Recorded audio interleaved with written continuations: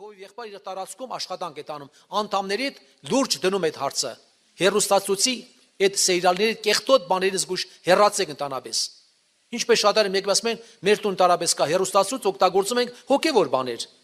Դրած է վերջոչով երկեր, դրած ինչ որ բաներ մենք աբել չունենք։ Երբ որ եղբայրը խոսել էր, մին տանիքի ամուսին կին չեն ընդունել, ոչ թե կանգնասել են մենք չենք ընդունում, իրան սրտի մեջ չեն ընդունել։ Գիշերը ամուսինը երազ է տեսնում ամբողջ ընտանիքը նստած, իրենց արջևում դրված է մի սեղան, սեղանի վրա դրված է հերոստացույց, հերոստացույցի արջև դրված է սեղանին աստվածաշունչ, բոլոր ընտանիքով նստած են, սեղանի շուրջը նստած են։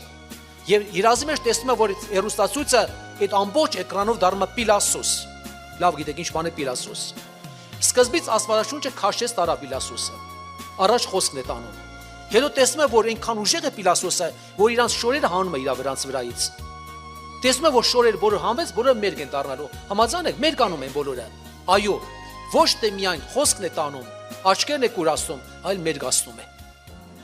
Երիտասարդներ ուշադիր եղեք, որպես առողջ լինեք։ Մարմնի ճրակ աչքն է, մարմնի ճրակ աչքն է, աչքդ մաքուր եղավ, մարմինը լուսավոր կլինի։ Աչքդ կեղտոտ եղավ, դու այնպեսի բաներին անցար գնացիր, վերջերջով կործանվելուս։ Այստեղ առակացում կարտածնիկ ասում է, ես տեսա պատուանից անմիտ երիտասարդ, որ այդ կնոջ ճանապարհը բռնեց գնաց, ինքը ուժարվեց։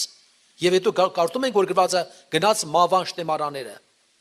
Ինչպես արջարը կապում են տանում սպանդանոց, ինչպես թրջունը արտորելով գնում է օծի բերանը։ Գազանանոցը, որ ճագար են դնում բանի օծի մոտ, երբեք օծը չի գնում ճագարը հետևից, բերանը որ բացում է, ճագարը իր հոժարությամբ գալիս մտնում է բերանը։ Այդպես է գրված սատանա մռնչող առյուծ է, նա ման է գալիս կուլտա, որը սիրում է աշխարհը, որը կանցնում է կարմիր գիծը։ Համաձայն եք, դրա մեջ վտանգ կա, թե օգուտ կա, թող մեկ ասի դրա մեջ օգուտ կա։ Ոչ